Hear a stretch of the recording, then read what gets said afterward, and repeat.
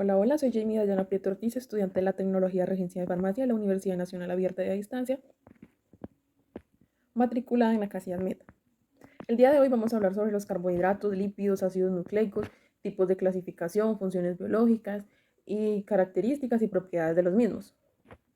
Primeramente vamos a hablar sobre los carbohidratos y sus características químicas.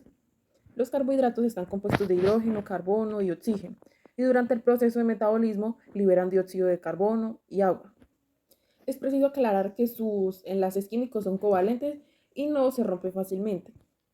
Aparte de que sus moléculas almacenan mucha energía y al producirla, se entiende que sus cadenas se componen de 3 a 6 átomos, teniendo la capacidad de formar polímeros. Sus propiedades estructurales son a base de carbógeno, hidrógeno, oxígeno y su estructura luce como un carbono con una molécula de agua, pues está poseído varios grupos hidroxilo como polialcoholes o polihidrocetones y sus derivados. En sus tipos de clasificación, pues cabe aclarar que se clasifican según su grupo funcional y número de carbonos, como por ejemplo en carbohidratos simples y carbohidratos complejos, o los polisacáridos. Los carbohidratos simples se componen de glucosa, fructosa, ribosa, galactosa, y cada uno posee 3 átomos de carbono en su cadena principal, donde la galactosa y la fructosa se conocen como isómeros.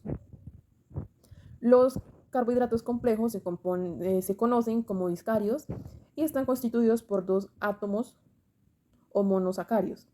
Y estos son la lactosa, la sacarosa, la maltosa y la celulosa. Los polisacáridos se constituyen por cadenas de más de 10 monosacarios. Entonces en estas conocemos como el almidón, el glucógeno, la celulosa y la quitina. En las funciones biológicas de los carbohidratos, pues conocemos que estos aportan energía para las células, tejidos, órganos y el cuerpo, las cuales ayudan a ahorrar proteína y evitan la creación de los cuerpos cetónicos, formando parte del tejido conectivo y el nervioso del cuerpo humano. Segundo, pasamos a los lípidos. Los lípidos tienen como características químicas que son hidrófobos, insolubles en agua y solubles en disolventes orgánicos. Esto quiere decir que los lípidos prácticamente son un conjunto de moléculas orgánicas. Entre sus propiedades estructurales conocemos que están compuestos por carbono, hidrógeno, oxígeno, fósforo, nitrógeno y azufre, pues en porcentajes bajos. Asimismo están constituidos por cadenas de carbohidratos, ya que son hidrofoicos.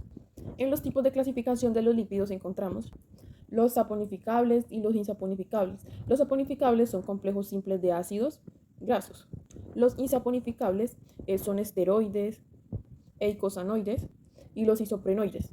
Se conoce que sus funciones biológicas son tan importantes ya que son el vehículo de absorción de vitaminas liposolubles como la vitamina A, E y K, entre otras. Es por esto que se dice que son indispensables para el mantenimiento de integridad de las membranas celulares, ya que son prácticamente la reserva de energía en el organismo. Tercero, tenemos los ácidos nucleicos. Como características químicas, tenemos que están compuestos a partir de base nitrogenada, una purina o una pirimidina, pentosa, ribosa o desfosribosa, según el ácido nucleico, ADN o ARN. Como propiedades estructurales, estos están formados por un grupo de fosfato, azúcar, ribosa y una base nitrogenada. Entre su clasificación tenemos el ADN, el ARN, los cuales se encuentran en el núcleo celular y algunos organelos. El ácido ribonucleico actúa en el citoplasma. Entonces esto quiere decir que ambos se encuentran en todas las células procariotas, eucariotas, virus. Como funciones biológicas, su principal función es el almacenamiento y expresión de información. Asimismo, la codificación de información que la célula necesita para producir proteínas. Es decir, que prácticamente su función es la responsable del desarrollo y funcionamiento del organismo. Ahora los aminoácidos. Los aminoácidos son compuestos orgánicos que se combinan para formar proteínas, las cuales son indispensables para el organismo. Entonces, estas están formadas de carbono, oxígeno, hidrógeno y nitrógeno. Las propiedades estructurales de los aminoácidos están compuestas por sólidos cristalinos incoloros. Algunos contienen un sabor dulce y un elevado punto de fusión. También son solubles en el agua. ¿Por qué? Esto se debe al grupo amino y al grupo carboxilo que lo compone.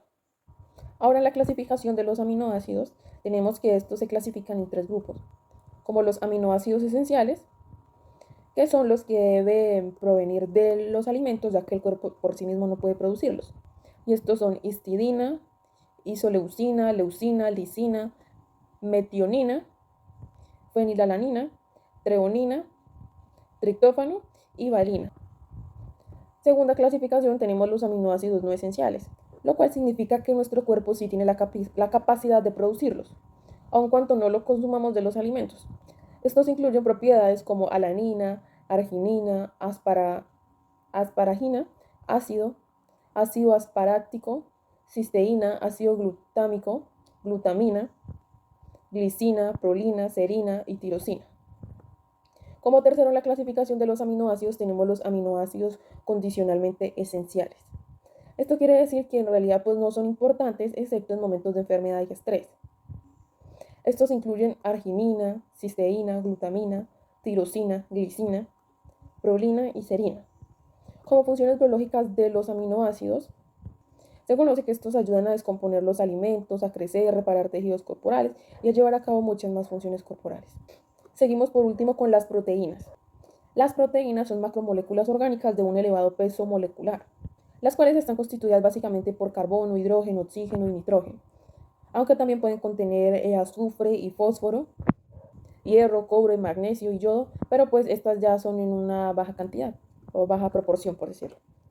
Entonces, en sus propiedades estructurales de las proteínas, todas las proteínas poseen una misma estructura química central, la cual consiste en una cadena lineal de aminoácidos. En la clasificación de las proteínas tenemos que estas se clasifican en proteínas transportadoras, que son las encargadas de transportar el oxígeno a través de la sangre hacia distintas partes del cuerpo. También tenemos las enzimas, que son las que se unen con el sustrato y cumplen algunas funciones en el consumo de alimentos y la coagulación de la sangre. Como tercero tenemos las proteínas contractiles, que estas son las que alargan o acortan el órgano en el que se encuentra, es decir, generan un movimiento de contracción. También tenemos las proteínas inmunes o inmunoglobulinas, que son las que se encargan de unirse a una sustancia tóxica y bloquear la función para incapacitarla, que son las que conocemos como anticuerpos. Por último tenemos las proteínas reguladoras. Estas son las encargadas de dar inicio a algunos procesos celulares, como por ejemplo los procesos hormonales. Las proteínas también las encontramos en los alimentos, como en los lácteos, cereales, carnes, leguminosas, huevos, entre otros. Como funciones biológicas, las proteínas transmiten señales para coordinar procesos biológicos en diferentes células y tejidos y órganos, brindando estructura y soporte a las células del cuerpo humano. Esto es todo por hoy. Recuerden que soy Jamie Prieto y muchísimas gracias. No olviden suscribirse. Nos vemos luego.